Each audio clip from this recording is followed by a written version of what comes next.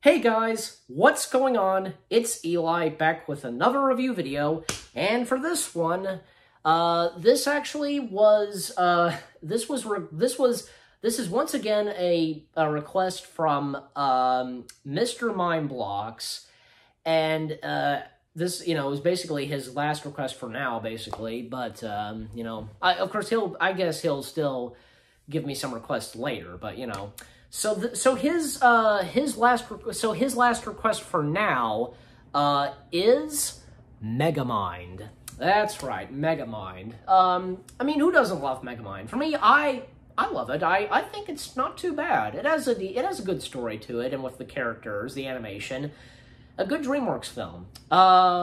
So basically, I'm not really sure. This could be my first Dreamworks movie I'm reviewing. I don't know. Wallace and Gromit, I think it's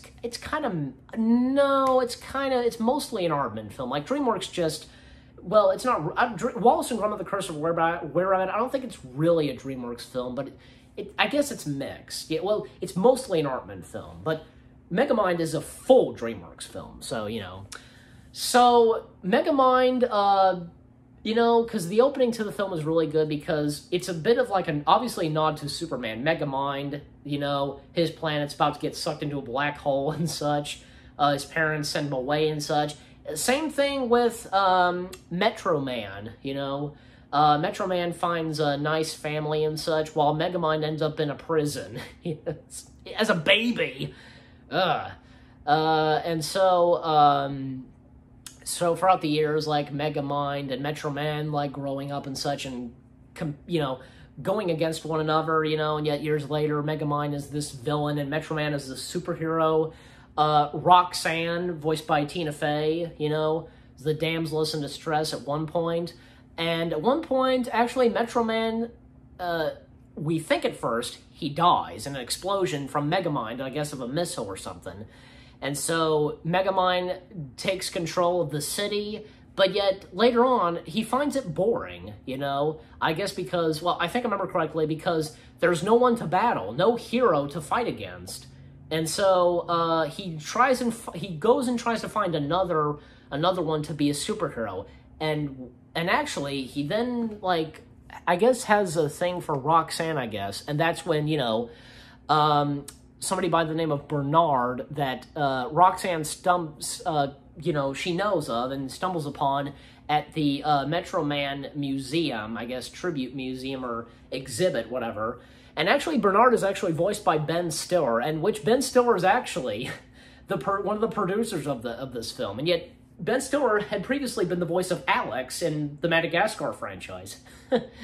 So, anyways, and yet, actually, because Megamind, he disguises himself as Bernard and,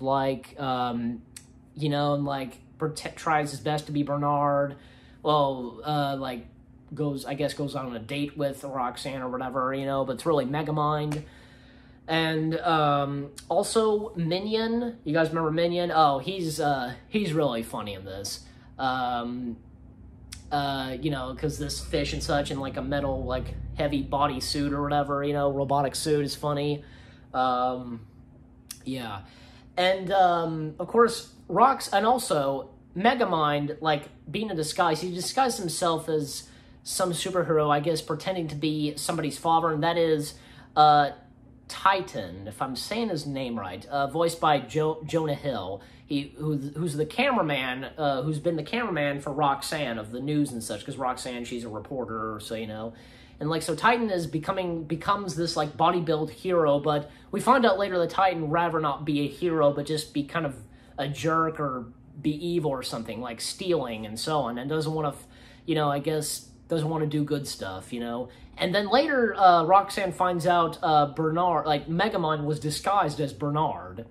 And later on in the film, I guess things between them are kind of okay. They then stumble upon Metro Man, who they thought he was dead, but Metro Man explains, like this montage or whatever, like backstory during the battle, the attack, and right before the explosion of the missile. Metro Man just, like, he decides to give up being a hero and such, and actually he started music and such, being a rock star or whatever.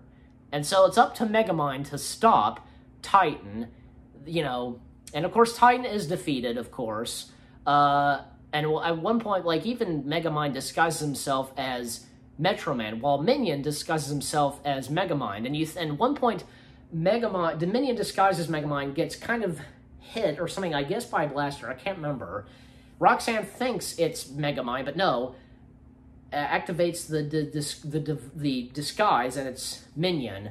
And what I love is at the end, at first you think Minion's is dead or something, but no, like, but yeah, they think he's dead, and Megamind tosses him into the fountain. Of course, he needs water. He's a freaking fish. So, yeah, of course, Minion's fine. Megamind, at the end of the film, he becomes a hero. And I love that the song, the Michael Jackson song, Bad. You know I'm bad. I'm bad. I'm really, really bad. I love that song's in there and it plays at the end. That's perfect. Any, like, animated movie or whatever always should have a really good song to go with what's going on and the ending, etc. You know what I'm saying? I'm sure you guys would agree with me on that. And so, like, even I remember one point as the ceremony of Megamind, he gets his own statue and such. Even Metro Man is in the crowd. Like, he quietly and privately is there at the ceremony and such. Even, like, some guy says, hey, like, you're blocking my view or something, like, he turns and sorry and just, you know. And of course, you know, the movie ends, etc. And Megamind, it's actually a pretty good film. And I remember watching the short film that was included with the DVD and Blu-ray. It had to do with some button and kids having their parents be put in a box or turn into ice cube. I can't remember, but that short film. And I almost forgot there was an end credit scene in Megamind, and that is we see Bernard. I think he's in like a washing machine or something. I think that's how it goes. I'm pretty sure. But yeah, and I remember hearing Robert Downey Jr. was considered to be the voice of Megamind, but that never came to be. But overall, Megamind, I gotta say, I give it 10 out of 10 stars. Or, yeah, okay, I'll give it 10 out of 10 stars. Yeah, okay, I said it right here and then. I clearly said it. I said 10 out of 10 stars. 10 out of 10 stars for Megamind because I think it's good. I love it. It has a good story to it and everything that goes on to it. I think it's not too bad. And once again, shout out to Mr. Mindblocks. Hey, thank you for requesting me to review this. That was a perfect choice. So, you know, and still, I think this could be the first Dreamworks movie I'm reviewing. I'm pretty sure. If you count Wallace and Gromit: The Curse of the Were Rabbit, which I reviewed before. I mean, you guys let me know if I'm right or wrong or whatever, just, you know. But anyway, so again, 10 out of 10 stars for Megamind. I hope you guys enjoyed this review video. More new review videos coming your way. They're going to be awesome. Keep looking forward, and I'll see you guys in the next video /review video. Take care, and peace out.